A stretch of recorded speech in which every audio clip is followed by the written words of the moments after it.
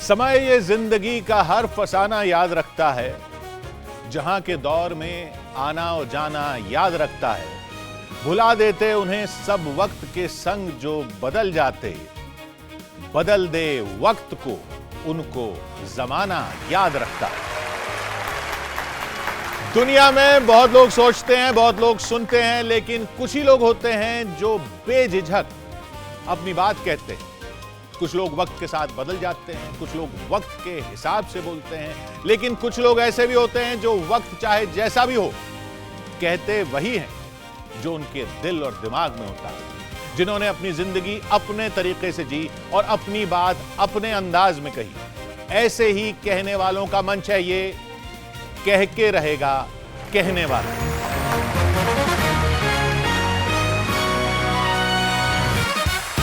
आज हम जिनसे मुलाकात करने जा रहे हैं उनकी भी कोई एक पहचान नहीं है। कोई ऐसी शख्सियत हैं जिन्होंने अपना नाम बदला, रूप भी बदला, अपने करियर की रेल यात्रा में हर बड़े स्टेशन पर डिब्बे बदले, मगर जिस भी डिब्बे में गए वहां अपनी छाप छोड़ी। उनकी सबसे बड़ी खूबी यह है कि उन्होंने एक ऐसे क्षेत्र में सफलता का परचम लहराया जहां व्यक्ति एक ही समय में विद्वान भी हो सकता है, वो विवादों का केंद्र भी हो सकता है, भीड़ जुटाने वाला ब्रांड भी हो सकता है। उनकी लोकप्रियता का दायरा इतना विचित्र है कि कुछ लोग उन्हें विचारक कहते हैं, कुछ शिक्षक कहते हैं, कुछ विश्लेषक कहते हैं, कोई दीवाना कहता है, कोई पागल समझता है। स्वागत करेंगे डॉक्टर कुमार विश्वास का। कैसे हैं आप? बहुत धन्यवाद। क्या बात है, युवा शक्ति है। कह के रहेगा कहने वाला। डॉक्टर साहब, ये बताइए, कह के रहेगा कहने वाला हम कह रहे हैं, आप तो कहने वाले ही हैं। हमारी जिंदगी में अच्छा और बुरा सिर्फ इसलिए हुआ है कि कह के रहेगा कहने वाला। जो कुछ अच्छा हुआ है वो भी इसलिए क्योंकि कह के रहेगा कहने वाला। सीधी सी बात, न मिर्च मसाला। और जो कुछ सो कॉल्ड बुरा हुआ लाइफ में कि साहब ये गड़बड़ हो गई, वो भी इसीलिए हुआ क्योंकि अंदर से आया और बोल दिया। लेकिन सीधी सी बात, न मिर्च मसाला से पहले है कि दिल का हाल सुने दिल वाला। यहाँ दिल वाले नहीं मिले क्या आपको? नहीं, अगर आप दिल से कहते हैं तो लोग सुनते हैं। देखिए क्या है कि वेद में एक शब्द है, लोक सहस्त्र चक्षु, लोक की 1000 आंखें हैं। तो आप एक आदमी को मूर्ख बना सकते हैं, 10 को बना सकते हैं, पूरे समय को मूर्ख नहीं बना सकते। समय बहुत सारी बुद्धि और बहुत सारे अस्तित्वों का एक रूप आंख है, इसीलिए जनता को जनार्दन कहा जाता है, जगन्नाथ कहा जाता है। जैसे मैं जब क्लास पढ़ाने के लिए गया पहली बार 93 में मेरा अपॉइंटमेंट हुआ एक पीजी कॉलेज में। तो जब मैं अपने सामान लगा रहा था तो मेरे पिताजी मेरे कमरे में आए। वो कम बातें करते थे, मुझसे नाराज़ बहुत थे। तो उन्होंने मुझसे कहा, भाई अब तुमने हमारी बात तो मानी नहीं, इंजीनियर बने नहीं, अब प्रोफेसर बन रहे हो, असिस्टेंट प्रोफेसर बन रहे हो, तो एक बात ध्यान रखना, ये क्लास है, कवि सम्मेलन नहीं है। मैंने कहा जी मतलब? बोले जो शिष्य है जो आपसे क्लास पढ़ने के लिए आया है वो, उसे विषय नहीं आता, लेकिन वो ये जानता है कि गुरुजी को आता है कि नहीं आता।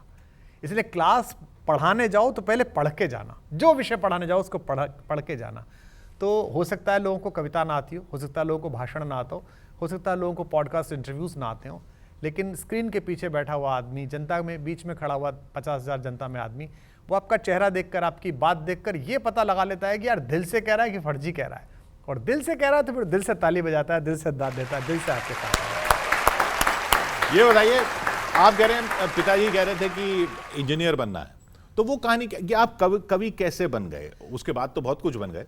देखिए 70 के दशक में मैं पैदा हुआ, बसंत पंचमी के दिन 1970 में 10 फरवरी को। तो हमारा घर जो है वो एक निम्न मध्यम वर्गीय परिवार, जिसमें एक पिताजी की नौकरी केवल एक डिग्री कॉलेज में, और हम 5 भाई बहन, चाचा भी, बुआएं भी आनी। और पढ़ाते थे? हाँ, वो शिक्षक, हिंदी के अध्यापक, प्रोफेसर, विद्वान व्यक्ति, हिंदी संस्कृत के आचार्य, बहुत अद्भुत और बड़ी अपरिमित मेधा उनके अंदर है। उन्हीं का अंश हमारे अंदर जो कुछ भी आ पाया है। लेकिन तब के माता पिताओं के सामने सबसे बड़ी चिंता जो थी वो थी 2 वक्त की रोटी, एक छत और कपड़े, जो कि जनरली होता था।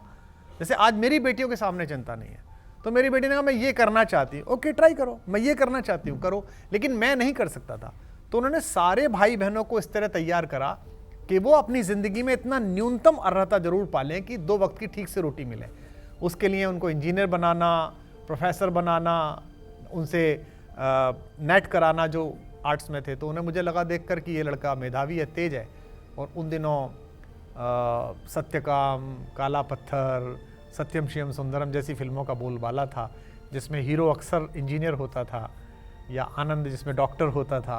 तो डॉक्टर में लंबा वक्त लगेगा, इतना पैसा कहाँ से लाएंगे, और बड़ा वाला भाई इंजीनियर हो चुका था। तो उनका दोष नहीं था, उन्होंने मारपीट की कोशिश की कि मैं इंजीनियर बन जाऊं, और मेरे अंदर एक विद्रोह था। मतलब अब मैं आप छोटे हैं परिवार में? सबसे छोटा हूं मैं, घर में सबसे छोटा हूं, लेकिन मतलब मैं इस बात के लिए आभार व्यक्त करता हूं नियति का भी, माता पिता का भी, कि उन्होंने विरोध बहुत किया, उन्होंने बहुत समझाने की कोशिश की और प्रतिबंध बहुत लगाए। लेकिन कालांतर में वो इस बात को समझे कि हर चरित्र की, हर व्यक्तित्व की धातु किसी और काम के लिए होती है। मतलब जिसको पत्रकार बनना है वो पत्रकार ही बनेगा, जिसको नेता बनना है वो नेता ही बनेगा, जिसको गायक बनना है वो गायक ही बनेगा। बचपन से गाता है वो आदमी, हो सकता है शास्त्रीय बाद में सीखे, लेकिन गाता पहले है।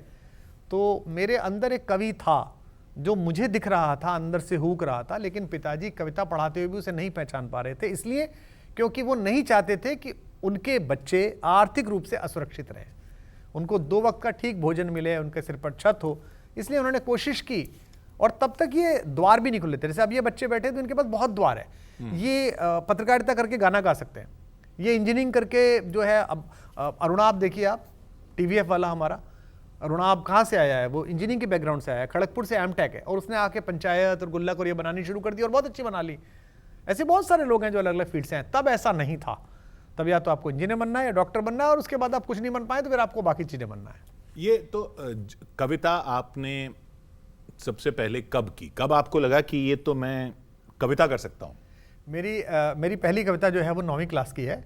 तो मेरी जो बहन है बड़ी, जिसने मुझे विश्वास कुमार से कुमार विश्वास नाम दिया, डॉक्टर वंदना। आपका नाम था विश्वास कुमार? हमारा नाम विश्वास कुमार शर्मा। विश्वास तो कुमार, वो बड़ा नॉन पोइटिक नाम था। विश्वास कुमार क्या होता है, सब भाई उस समय डॉक्टर कुमार बेचैन, फलाना नीरव, फलाना नीरस, ऐसे नाम थे। तो क्या नाम रखे हैं ऐसा सोचते थे। तो बाद में कालांतर में उसने कहा कि कुछ मत कर, इस कुमार को आगे लगा ले। वो मोदी कॉलेज में प्रिंसिपल है, पीजी कॉलेज में, एक ही बहन है हमारी। तो अभी प्रिंसिपल? जी, अभी प्रिंसिपल है। तो वो कविता प्रतियोगिता में जा रही थी, तो उसको समस्या पूर्ति दे रखी थी, साथ रहेंगे। अब इस पर कविता लिखनी थी। तो वो हम दोनों एक ही कमरे में 2 खाटें बिछा के सोते थे, और एक हमारा भाई और जो इंग्लिश में प्रोफेसर एंड हेड है वो सोते थे। तो वो बेचारी लगी पड़ी थी कि कैसे करूं, मेरे घर का नाम पिंटू है। बोली ये तो बनी रही। तो मेरे अंदर तो गीत था ही, गाता तो था ही मैं। तो मैंने उस कविता को लिख दिया कि सीमाओं के आमंत्रण पर उठते सारे हाथ रहेंगे, भारत माँ के वरद पुत्र हम साथ रहे हैं, साथ रहेंगे। और वो मैंने पूरी कविता लिख दी उसमें, अपना पर्वतराज हिमालय के शिखरों पर सिंहनाद है। ये 9वीं क्लास? 9वीं क्लास में लिखा। 9वीं क्लास का पिंटू लिख रहा है? हाँ, पिंटू लिख रहा है। वो जाके पढ़ के आई उसको कविता प्रतियोगिता में, तो फर्स्ट आ गई। तो उसको 101 रुपए का प्राइज मिल गया। अच्छा, कविता उन्होंने पढ़ी? हाँ, उन्होंने पढ़ी भाई। आप उनके लिए लिख रहे थे? हाँ, मैं तो उनके साथ बैठ के लिख रहा था। थोड़ा बहुत उसने भी किया, वो भी साहित्य की विद्यार्थी थी, पढ़ रही थी बीए में। वो पढ़ के आई, वो फर्स्ट आ गई। तो शाम को जब वो लौटी 4-5 बजे के, पापा में फर्स्ट आ गई। तो एक अकेली बेटी आप पिताओं को वैसी प्रिय होती हैं, बेटे तो ठुकते पिटते रहते हैं। तो पिताजी ने बड़े खुश हुए, अरे हमारी लाली फर्स्ट आ गई, बेटा तू क्या कविता पढ़ी आई? ने कहा पापा ये कविता सुनाओ हमको। उसने कविता सुनाई, बहुत अच्छी, अरे वाह बड़ी अच्छी लिखी, तूने कैसे लिखी? तो वो बेचारी सद्भाव में बोली कि नहीं मैंने नहीं लिखी, पिंटू ने लिखी। तो उन्होंने हमको बुलाया कि यहाँ आओ। तो हमें लगा इसका पारितोषिक हमें भी मिलेगा, हमें भी ऐसी गले से लगाया जाएगा। उन्होंने मेरा कान पकड़ा, एक थप्पड़ दिया, कहा कि बायोलॉजी में एंथ्रोपोडा याद करने के लिए बोला है, वो किए नहीं है, कविता लिख रहे हो इस दिन के लिए, वो इंजीनियर बनना है तुमको। तो मेरे कविता का पहला पारिश्रमिक थप्पड़ है। और ये तो आज जिन कवियों से मैं कहता हूं, जो नए कवि सुन रहे हैं, आप भी नए कवियों को खूब सुनवाते हैं, मैं उनसे कहता हूं कि यार पारिश्रमिक बाई प्रोडक्ट है, मानदेय बाई प्रोडक्ट है, चार्टर विमान बाई प्रोडक्ट है, ये घड़ियां जो है ना बड़े बड़े ब्रांड्स की, ये बाई प्रोडक्ट है। पहला प्रोडक्ट है आपका काम। तो मेरा पहला पेमेंट, आपका पहला पेमेंट क्या था जी? थप्पड़ था। आप बता क्या लेगा? हमको तो पहला थप्पड़ मिला। तो जो मिला है वो सर्वोत्तम मिला है। तो अगर आपको किसी को 11,000 मिल रहे हैं, किसी को 21,000 मिल रहे हैं, किसी को 51,000 मिल रहे हैं, तो ये मान के चलिए कि भगवती बड़ी कृपा कर रही हैं आप पर, कि आप अपने हृदय की बात जनता को सुना पा रहे हैं, जनता उसके लिए तालियां बजा रही है, और आपको पारिश्रमिक भी मिल रहा है, पैसा भी मिल रहा है जीवन चलाने के लिए। ये लेकिन कविता तो आ गई, लेकिन कब पता चला कि ये कविता ऐसी है? एक तो बहन को लिख के दी, उसके बाद क्या ऐसा लगा कि ये ही मेरा जीवन है? कब वो वाली रियलाइजेशन कब हुई कि नहीं ये इंजीनियरिंग को कह रहे हैं लेकिन वो नहीं है? देखिए आजकल हमारे यहाँ बहुत सारे टीवी सीरियल्स और बहुत सारे हमारे जो सीरियल्स हैं वो LGBT इश्यूज पे आते हैं। तो LGBT इश्यूज में वो बंदा क्या कहता है कि मैं गलत बॉडी में ट्रैप हूं। तो आपके अस्तित्व के साथ भी ऐसा होता है कि आपकी एग्जिस्टेंस में एक आदमी ट्रैप होता है। और मैंने बहुत सारे दोस्तों को देखा है जो 50 की उम्र में 60 की उम्र में कहते हैं यार मैं बनना तो गायक चाहता था, यार मैं खेलना तो क्रिकेट चाहता था, लेकिन व्यावसायिक रूप से उस समय सफलता के मानक के कारण दूसरी चीज ले ली जाती है। तो मेरे को ये 11वीं 12वीं में मैं लग गया था इंजीनियरिंग की तैयारी के दौरान कि मुझे ये नहीं बनना।